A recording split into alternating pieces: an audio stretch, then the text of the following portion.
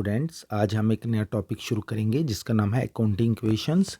ये आपके 11th में अकाउंटिंग इक्वेशन दिया हुआ है। ठीक है। Accounting equation describes that the total value of assets of a business is always equal to its liabilities plus owners equity. ठीक है। देखिए जरा अकाउंटिंग इक्वेशन का डिस्क्राइब कर रहा है, total value of assets of a business equal to its liabilities plus owners equity. ठीक है। जो आपके एसेट्स हैं वो बिजनेस की, वो आपकी लाइबिलिटीज जो आपकी ऑब्लिगेशंस हैं बिजनेस की, प्लस ऑनर्स इक्विटी जो आपके बिजनेसमैन का इक्विटी है जिसको हम कैपिटल भी बोलते हैं, उसके बराबर है। This equation is the foundation of modern double entry system of accounting. ये फाउंडेशन है आपके मॉडर्न डबल एंट्री सिस्टम की। ठीक है। जो आपका double entry system of accounting है उसका ये फाउंडेशन है, being used by small proprietors to large multinational corporations. और ये स्मॉल प्रोप्राइटर से लेके लार्ज मल्टीनेशनल कॉरपोरेशंस तक मतलब इसको यूज़ करते हैं। Other names used for accounting equations are balance sheet equations and fundamental और बेसिक अकाउंटिंग इक्वेशंस। ये इसके अनदर नेम्स हैं। क्या क्या नेम है? बैलेंस शीट, इसके दूसरे नाम है balance sheet equation and fundamental और बेसिक अकाउंटिंग इक्वेशन। ये इसके नाम है, अकाउंटिंग इक्वेशन के ये वाले नाम हैं। ओके। तो उसके बाद है डेफिनेशन एंड एक्सप्लेनेशन, और इसको डेफिनेशन और एक्सप्लेनेशन क्या है? We know that every business own सम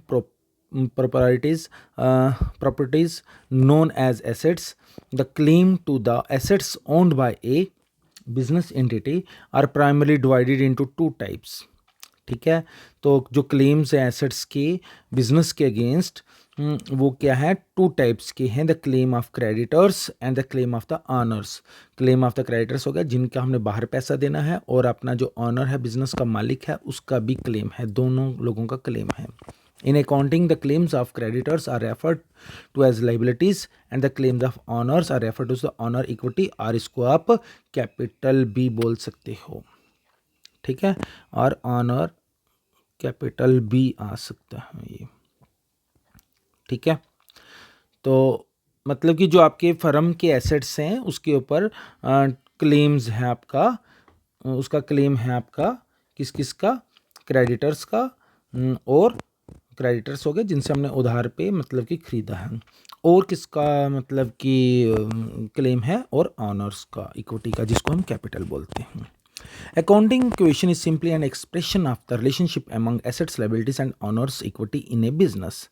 ठीक है। तो accounting equation is simple an expression of the relationship between assets, liabilities and honors equity in a business. The general form of this equation is given below. क्या क्या है? क्या उसकी general form? यही main है आपका, assets equal to liabilities plus honors equity. Okay. तो assets हो गए आपके जो बिज़नेस की मतलब कि प्रॉपर्टी है, जो बिज़नेस के जो आपकी जिसमें आने वाले टाइम में फ्यूचर में जिसका आप बेनिफिट ले सकते हैं, और लाइबिलिटीज़ होती है जो ऑब्लिगेशंस होती है बिज़नेस की, प्लस ऑनर्स इक्विटी जो आपने, जो मालिक ने, जो बिजनेसमैन ने अपना कैपिटल लगा के रखा हुआ है। ओके। तो ये था इसका मीनिंग। तो इसका मैं आपको इक्वेशन बताता हूँ। The accounting equation is typical return as, देखो इसको कैसे लिख सकते हैं आप? एसेट्स किसके बराबर है? Liabilities plus owner equity. और इसको ऐसे भी लिख सकते हैं, liabilities equal to assets minus owner equity. ठीक है। ये आपने अच्छी तरीके से लर्न करना है, इसी पे क्वेश्चन आपके चलेंगे, जो प्रैक्टिकल क्वेश्चन है इसी पे डिपेंड रहेंगे। और ऑनर इक्विटी अगर निकालना हो तो एसेट्स माइनस लायबिलिटीज। ठीक है।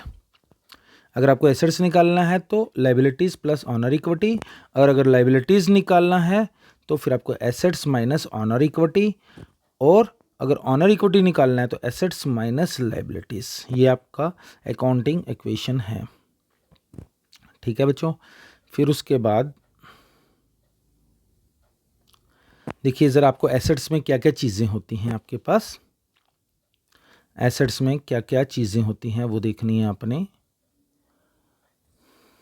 एसेट्स में आपका आ गया कैश, अकाउंट रिसीवेबल जो पैसे लेने हैं आपने, इन्वेंट्री स्टॉक जिसको बोलते हैं, इक्विपमेंट्स जो आपके एसेट्स हैं, ठीक है।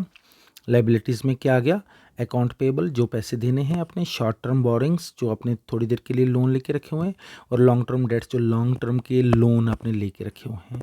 और शेयर होल्डर इक्विटी होता है share capital plus retained earnings, ठीक है। जो आपका शेयर कैपिटल है बिजनेसमैन ने जो आप इन्वेस्ट किया था बिजनेस में, प्लस रिटेन्ड अर्निंग्स जो उसने अर्न किया है उसको बिजनेस में दोबारा से लगा दिया, उसको रिटेन्ड अर्निंग्स बोलते हैं। जैसे मान लो किसी साल किसी बंदे ने 10 लाख रुपए प्रॉफिट कमाया, वो बिजनेस में दोबारा लगा लिया, उसको ही यूज़ कर दिया, उसी को रिटेन्ड अर्निंग्स बोलते हैं। ओके, ये तो था आपका अकाउंटिंग क्वेश्चन, ठीक है। फिर हम करेंगे आगे इसके प्रैक्टिकल प्रॉब्लम।